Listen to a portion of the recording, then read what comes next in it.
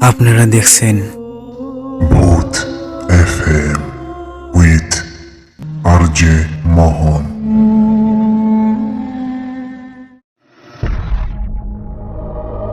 Welcome back. আপনাদের সবাইকে স্বাগতম জানাচ্ছি আমি মোহন। আশা করি সবাই ভালো আছেন এবং ভালোর দলেই আছেন। আলহামদুলিল্লাহ, আমিও ভালো আছি এবং ভালোর দলেই আছি। আবারও ফিরে আসলাম নতুন একটি ইমেল ঘটনা নিয়ে। যেভাবে লেখা আছে আমি সেভাবেই বলছি। ঘটনার নাম ছায়ার পেছনে যে দাঁড়িয়ে। পাঠিয়েছেন মোহাম্মদ রুহুল আমিন। ঠিকানা কালীগঞ্জ, লালমনিরহাট। মোহন ভাই, আসসালামু আলাইকুম। আজ আমি যে ঘটনাটা আপনাকে বলবো সেটা 2019 সালের, যখন আমার মেঝো বোন রাশিদা আপুর বিয়ে ঠিক হয়েছিল। কিন্তু সেই বিয়েটা আর হয়নি, বরং সেই বছর থেকে আজ পর্যন্ত আমাদের পুরো পরিবার একটা ছায়ার সাথে যুদ্ধ করে যাচ্ছে। আজও রাতে ঘুমানোর আগে জানালার পর্দা দেখি, পেছনে কে যেন দাঁড়িয়ে থাকে চুপচাপ।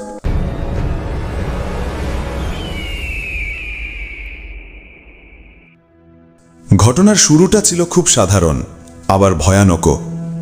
আমার আপু রাশিদা চিরকালই একটু শান্ত ধরনের মেয়ে ছিল।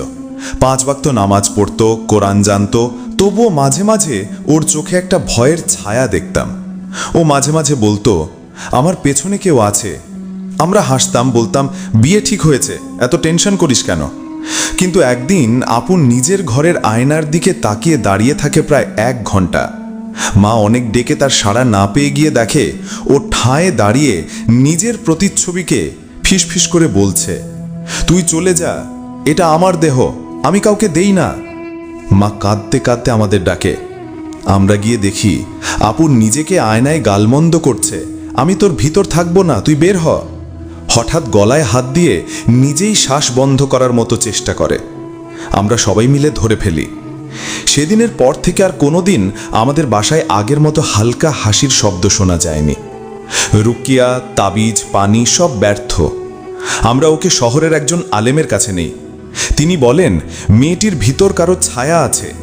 এ শুধু জিন না, এটা একটা কায়েদ, যারা মানুষের স্মৃতি ব্যবহার করে, তার গলার আওয়াজে কথা বলে আর তিলাওয়াত চলার সময় হাসে। আল্লাহর নাম নিয়ে রুকইয়া শুরু হয়, কিন্তু যখন হুজুর সূরা জিন তেলাওয়াত শুরু করেন, তখন আপু হঠাৎ হাসতে হাসতে বলে, এই হায়াত ওর জন্য না, ও তো তোমাদের মতো নয়, ও আগুনের সন্তান। ঘরের বাতাস ভারী হয়ে যায়, জানালার পর্দা নাড়া দিতে থাকে। হুজুর তখন বলেন, তাকে বাড়ি নিয়ে যাও, পরের সপ্তাহে পুরোদমে আমল শুরু করব। বিয়ের আগের রাতেই ছায়ার উত্থান। বিয়ের একদিন আগে আমাদের বাসায় আত্মীয় স্বজন ভরপুর, কিন্তু সেদিন রাত 3টায় ঘটে সেই ঘটনা যা আজও আমার স্মৃতিতে গেঁথে আছে। রাত 3:12, হঠাৎ চিৎকার, তোমরা কেউ এসো না, আমি তাকিয়ে আছি, ও চলে আসছে এখন।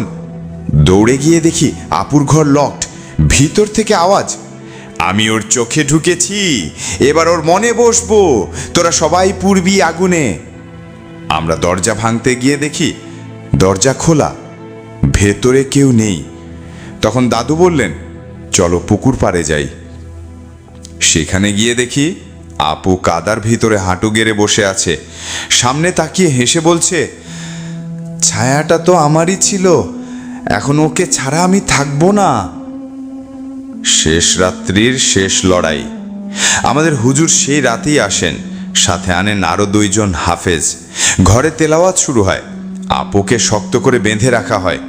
সে তখন কাঁপছে, হাসছে, কাঁদছে, আবার গুনগুন করে গানও গাইছে। হঠাৎ চিৎকার দিয়ে বলে, আবার কোরআন, এবার আমি শুধু ওকে না, তোদের সবাইকে নেব, তোদের শেষ করেই তবে আমার শয়তানি শেষ হবে। ঠিক তখন একটা আয়াত পড়া হচ্ছিল, ফাইজা কুরিয়াল কুরআন ও ফাস্তামিউ লাহু ওয়া আনসিতু লাআল্লাকুম তুরহামুন। সে তখন ঘাড় ঘুরিয়ে হুজুরের দিকে তাকিয়ে চিৎকার করে বলে, তুই এই আয়াত দিয়ে কিছুই করতে পারবি না, কারণ আমার নাম লিপিবদ্ধ আছে ওর রুহের ভেতরে। ঘরের বাতি ফেটে পড়ে, ছাদের কোণ থেকে কালো ধোঁয়া বের হতে থাকে। হুজুর বলেন, বাক্সটা আনো। বাক্সে ছিল পুরনো মাদুলি আর ছাই রঙের রশি, যেটা নাকি 1983 সালে এক মেয়ে এই কায়েদের কবলে পড়ে আত্মহত্যা করেছিল তার জিনিস। ঘণ্টাখানেক যুদ্ধের পর আপু নিস্তেজ হয়ে পড়ে। আমরা ভাবলাম শেষ। 5 বছর পর আপু এখনো বেঁচে আছে, কিন্তু কথা বলে না, খায় না, কেবল দেয়ালের দিকে তাকিয়ে থাকে। সেদিন রাতে আমি ঘুমের মধ্যে দেখি ঘরের জানালায় এক ছায়া দাঁড়িয়ে, মুখ নেই, চুল ঘাড় পর্যন্ত ঝুলছে। সে আমার দিকে তাকিয়ে শুধু এতটুকু বলল, ও তো কিছুই জানে না, আসল খেলাটা তোদের সাথে। এই ছিল আমার লেখা ঘটনা। শেষ কথা।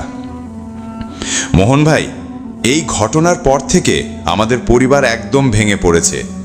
আমি চাই এই ঘটনা আপনি ভূত এফএমে বলুন, যাতে কেউ যদি এরকম ছায়ার খপ্পরে পড়ে, তারা শুরুতেই আল্লাহর রাস্তায় সঠিক সাহায্য খুঁজে নেয়।